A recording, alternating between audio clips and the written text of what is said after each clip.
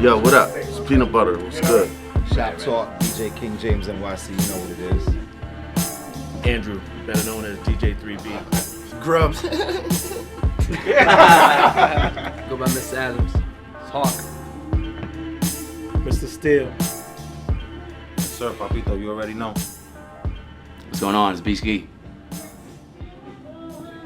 You know, how many classic albums did Big Daddy Kane have? You know what I mean? But to piggyback on what Drew just said, which is also my argument, me and Foxx talked about it, was that although Biggie only had 2 albums, it is so rare for 2 albums that almost have every single record as a hit single. You're right. Absolutely right. That is uncommon. Absolutely I right. think that's more common with Kendrick's first album because I think he aimed for the second one to be more of a statement rather than a hit. It was actually more against radio hits and doing it for. Right. He actually explained that he's like, I'm not doing this for radio success. I needed to do this for me. And he's not working with your cookie cutter producers. He's bringing Thundercat on there. He's got Flying Lotus. He's got Layla Hathaway singing on it. Like, this is a beautiful artistic statement with these, super heavyweight, forward-thinking jazz artists. So Kendrick gets so much respect from me. Pharoah Monch. Yes, sir. I gotta give it up to the living, breathing genius. And then I went groups, because I'm a group cat. Wu-Tang all day. Amazing force in music. A Tribe Called Quest. And, That's a total different. Q-Tip, Q-Tip's not thought of as a super lyrical cat. But he really is. I'll tell you what, he's lyrical, and the beauty, it's so simple that it's complex in the simplicity. Right. The production, the records that he was Jazz sampling, records, he was putting out stuff that I want to listen to. I could listen to Tribe records all day. I think that was the most beautiful thing about the group is because you can be diverse. You can have that musical that keeps it flowing, and then you get that spitter. Like Fife is nasty. Right. He's the AKA the 5-footer. Like he's crazy with his bars. And then every group has that. You have the musical. You got that energy.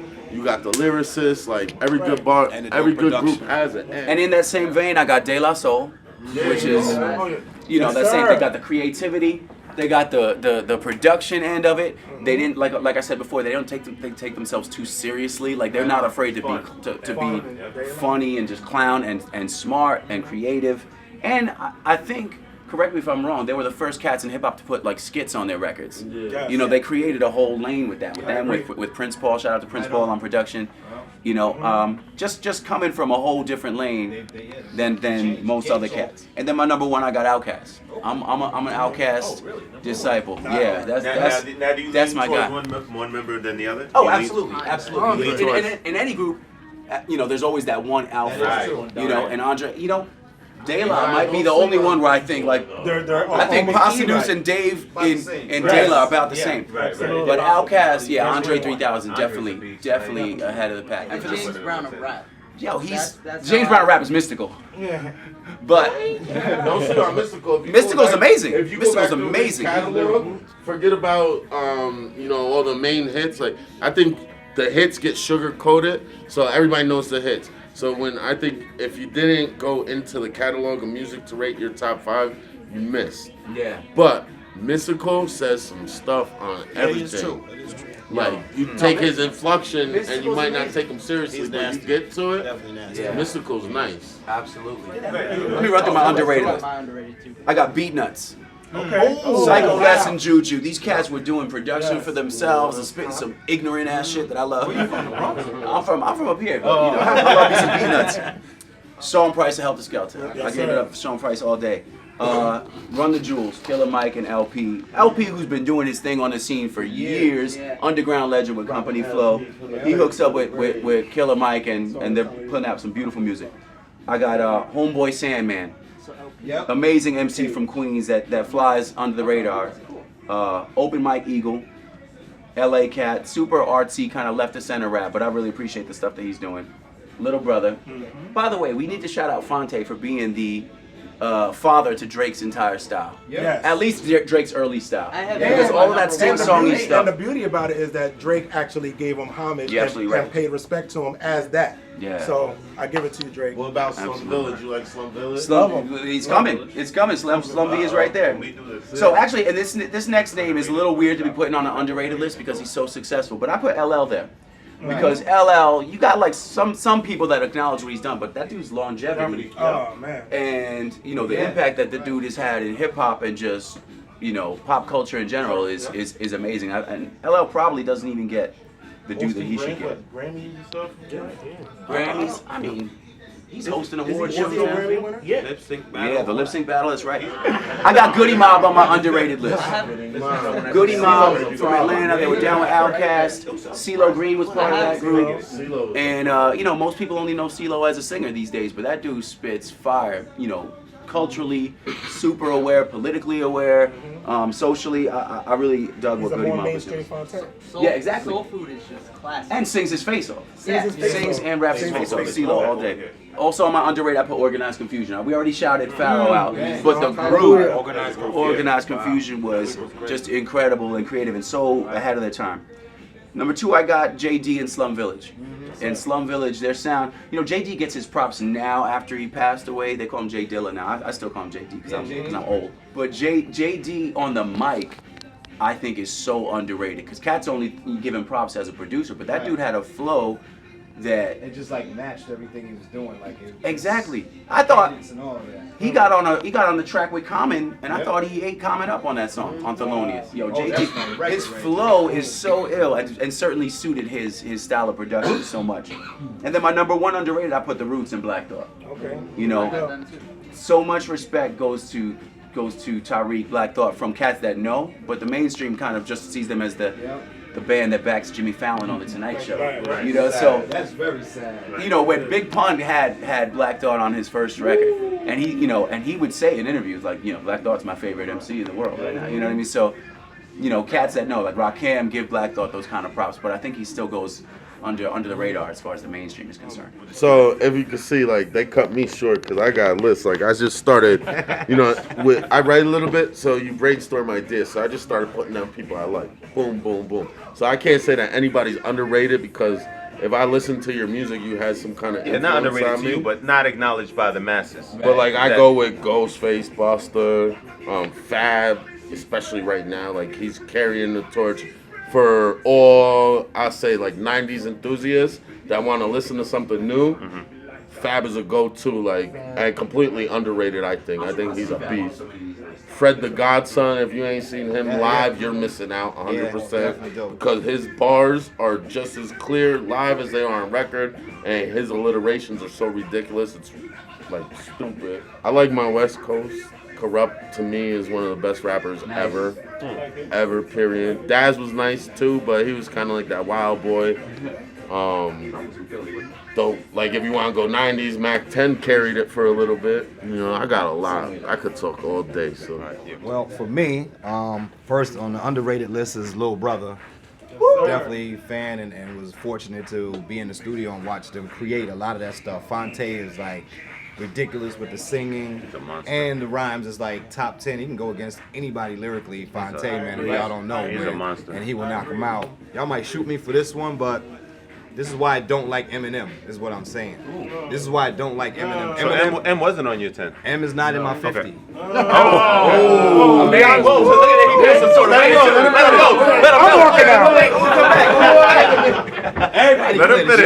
Let him Let him Now, the reason is, if y'all don't know, if y'all remember when M came out, how dope he was with the Lyricist Lounge shit and all that, and he will tell you, he's took his own style from Master Ace and Pharoah Monch. And he got fortunate to run with that and become like this #1 dude that everybody's like, oh my God, he's the greatest. I'm like, no, he's not. Now, if you listen to his flow and his cadence, you hear Pharoah Monch and you hear Master Ace.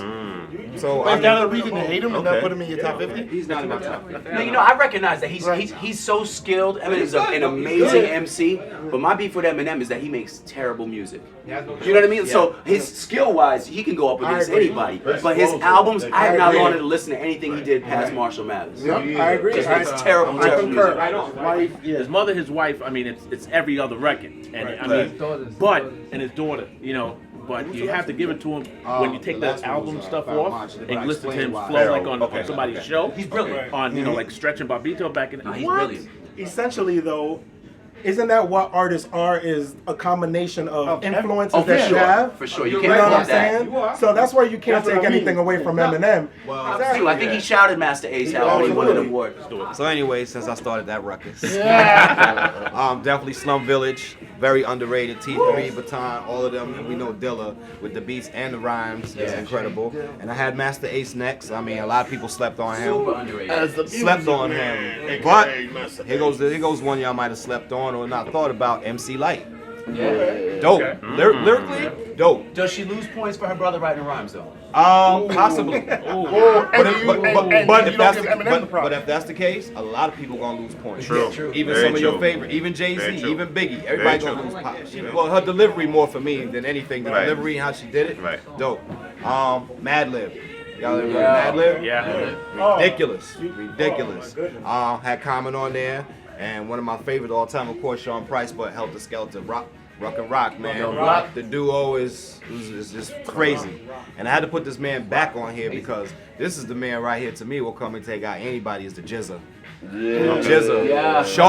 Sharp. Nobody can mess with the Preach the Jizza. word right there. You just preached the word. That's why he the king. That's why he the king. And of course, like we said, we're gonna go West Coast, the Alcoholics. He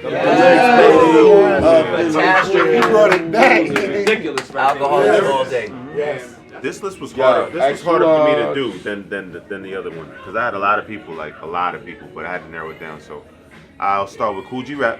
Okay. You know, I got Pharaoh. I got Talib. Yeah. I got Ludacris. Okay. Yes. Ludacris. Man, Ludacris monster. He's dope. I got Redman. Definitely. Fonte, of course. Yeah.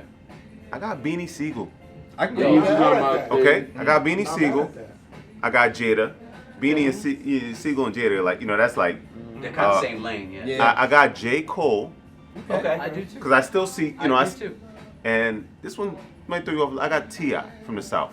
T.I. I got T.I. I got T.I. If you listen Rubber to Band his Man, earlier stuff, and if you see Jay kind of put him under the wing when he first came. I seen T.I. at the Garden. When he had Rubber Band Man. That was I remember that. And I said, why is Jay bringing out T? But after that, he kept like, you know what I mean? I like T.I. And to the masses, he's He not. got a lot of albums. No, but he's solid, man. I'm not He saying he's might need to underrated. disqualify him though for his association with Iggy Azalea. He dumped. Yeah, but it's his fault that we even know her name. He made money.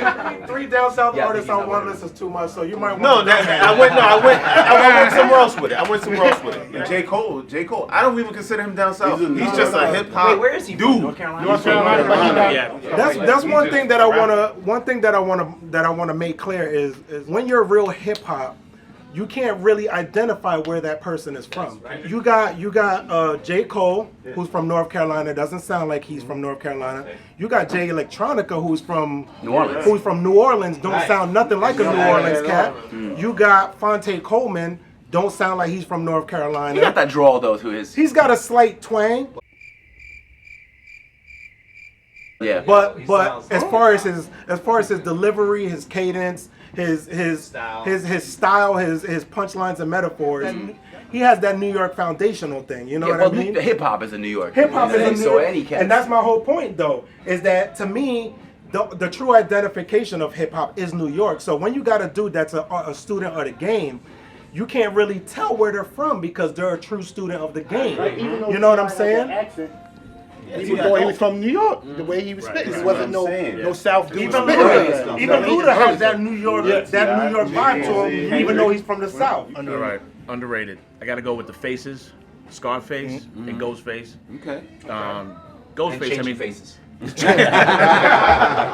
Ghostface. I mean, Ghostface is like, he touched a little bit with Amy Winehouse with that song a little bit where people got to hear him, but unfortunately he hasn't had that other hit to make him mainstream. Right. But my God, you have to just laugh. You laugh. You get real hype with his songs. Has That's why I anybody like listened to his 12 Reasons to Die? Yes, it's ill. It is ill, and nobody's done that. Nobody's taken a movie producer right and made an album, and not only that, Ghostface puts himself in the 70s as an Italian mobster. Right. Who does that? Yeah. Super creative. On my top 10, which I don't know if you guys really understood what I was coming from, where with Grandmaster Caz, that dude is a lyricist, and I implore you to go and search out some of the stuff on YouTube and just listen to him. The way he tells a story, his elocution. I mean, again, he was one of the founding fathers, and he's definitely underrated. And he's now you see him now with Macklemore. Right, he's got a little bit of. Macklemore. I'm just saying. No, listen. I got two. Macklemore ain't even a rapper. Don't even give me that. No, I'm just saying. I said now you see. No. I'm saying now you're seeing him now with Macklemore, like Melly Mel and Caz on TV. Right so on. people are. Which is a good look. And Big Daddy Kane orchestrated. Whatever you So think, that- whatever you get think some about of that. Macklemore, that was a good look for him to give these cats a shout, because you don't see no other cats who we consider Right, more no one's real. going back to the past Bringing, like that. And cats like Melly Mel and giving them. some light. My last underrated is Common. Now he has success. He has success out there, but if you listen to him again with the stories and how he talks and his flow, and it starts beginning, you get into it, it has a crescendo, and then he comes to you with the ending like a story, a true story. Common's a He's poet. really good. He's tripping. He's definitely my number one underrated. Yeah. By the way, about Grandmaster Caz, how much of his output is actually on wax? He Because has I think stuff those on Cold wax. Crush records are mostly just kind of like It's routine. park jams, It's right? Park jams and routines, But there are some on records. But Yeah. there's some on records. But you know what? Like somebody else mentioned this before. Some people could not transcend doing a live jam, doing a park thing, doing Right. Difference between being making that taped, record. and now That's making true. a record. Yeah. With the structure, Like with the basically, musicians, yeah. with everything like that. Some people just couldn't do it, and unfortunately, that group could not do it. Yeah, they were signed to But- Sugar Hill Records and Enjoy Records, Yeah. Cold Crush Brothers. Right. And they had, I thought we were gonna do groups, so I was gonna mention why Melly Mel was we can in, do in groups. the Furious Five. Furious That 12-minute super rap. Come on. They went nuts. If You anybody actually heard listen that. to a record for 12 minutes? Yeah. What? And if you can listen to it for 12 minutes, that Right. means something. You know what I mean? You couldn't take your ear off that record because No, you each couldn't. guy that came on was it just murdered The you, back so. and forth, everything. That's something else. And plus, The Message was the first conscious hip hop record That ever is true, recorded. too. Because before that, it was all party rock. Right. Yep. Party. Would you consider James Brown the original MC? I wouldn't I would consider Gil Scott Just- Heron the I original wouldn't. MC. Yeah. Yeah. That's a better one. What? Yeah, Gil Scott, from a lyrical standpoint, right? but the music of James Brown birthed so much Right. hip hop, so much of what we considered that New York '80s, He was living a late hip-hop '80s hip hop lifestyle. sound. Yeah. Yeah, rhythmically, the stuff. I mean, there was a time when you couldn't hear a hip hop record that didn't sample James Brown. Yeah. What's going on? It's your man Foxx. Goodnight ENT's in the shop talk, hip hop 101. We got a lot of good things on there. Look for future episodes soon.